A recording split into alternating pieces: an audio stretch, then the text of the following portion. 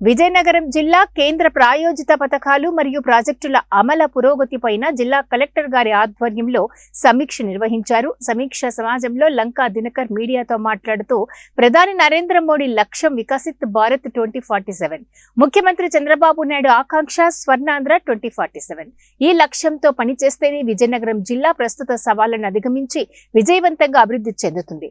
విజయనగరం జిల్లా అత్యధిక గ్రామీణ వ్యవసాయ ఆధారిత ప్రాంతం. 5,20,000 మంది వ్యవసాయం మీదనే ఆధారపడి జీవిస్తుంటే అందులో 4,60,000 మంది హెక్టారు కన్నా తక్కువ భూమిలో సాగు చేస్తున్నారు. రాష్ట్ర తలసరి ఆదాయం 2.43 వేలు ఉంటే జిల్లాలో 1.50 లక్షల లోపు ఉంది.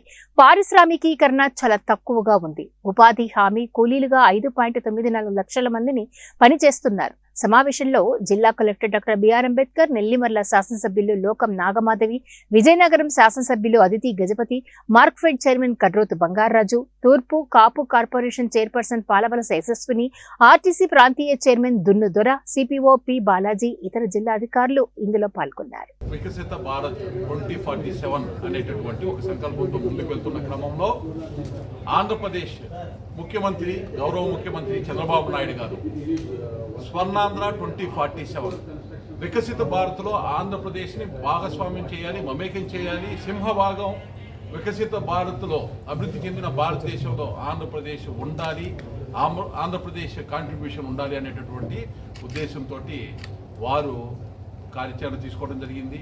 మనకు తెలుసు, ఈ మధ్య కాలంలోనే స్వర్ణాంధ్ర విజన్ డాక్యుమెంట్ని కూడా విజయవాడలో విడుదల చేయడం జరిగింది. వివిధ రకాల అంశాలు 10 సూత్రాలని దానికి సంబంధించి వారు ప్రజలకి ఆవిష్కరించడం జరిగింది.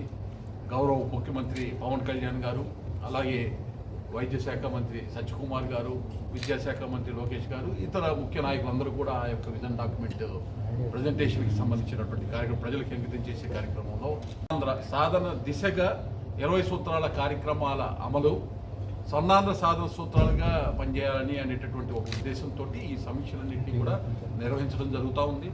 ఇవాళ స్పష్టంగా ఒకసారి చూసినట్లయితే విజయనగరం జిల్లా ప్రధానంగా వ్యవసాయ ఆధారిత జిల్లా అని చెప్పాలా, లేకపోతే ఉపాధి లేక ఉపాధి హామీ కూలీలతో నిలయమైనటువంటి జిల్లా అని చెప్పాలా, వెనకబడిన జిల్లా అని చెప్పాలా, ఏం చెప్పాలి అనేటటువంటి ఒక కన్ఫ్యూజన్ స్టేటస్. కాకపోతే అభివృద్ధి చెందుతున్నా అభివృద్ధి చెందిన అనేటటువంటి ఆనవాళ్ళు కూడా ఇప్పటి వరకు కనపడినటువంటి ఒక దుస్థితిలో ఉన్నటువంటి ఈ జిల్లాకి భవిష్యత్తులో ఏ విధంగా స్వర్ణాంధ్ర సాధనలో విజయనగరం యొక్క విజయ కీర్తి కూడా ఏ విధంగా పని చేయాలి, ఆ అవసరం అనేటటువంటి దాన్ని ఈ సమీక్ష ద్వారా ఈరోజు మేమందరం కూడా వివిధ ప్రభుత్వ ప్రాయోజక పథకాల వల్ల ఏ విధంగా అమలవుతున్న తీరు ఏ విధంగా అమలు చేయాలనే దాని మీద ఇవాళ సమీక్ష చేయడం జరిగింది.